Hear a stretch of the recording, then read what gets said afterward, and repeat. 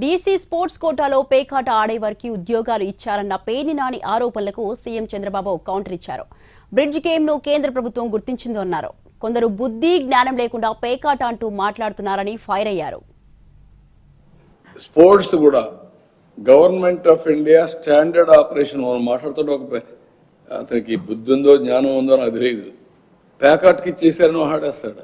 ఏ game కూడా తెలియదు, definition తెలియదు, స్పెల్లింగ్ తెలియదు, నోరుంది అడ్డంగా వారేసుకుంటున్నారు. ఏంటది? It is a recognised game. Government of నువ్వు నేను నీకు అన్ని తెలివితేటలుంటే మీరు ఈ పరిస్థితిలో ఉండరు. గవర్నమెంట్ ఆఫ్ ఇండియా అందరినీ కన్సల్ట్ చేసిన తర్వాత ఏవేవి ఉంటాయో స్పోర్ట్స్లో అవన్నీ లిస్ట్ అవుట్ చేశారు. మీరు చేయడం కాదు, నేను చేయడం కాదు. ఇవన్నీ దేర్ ఆర్ అసోసియేషన్స్.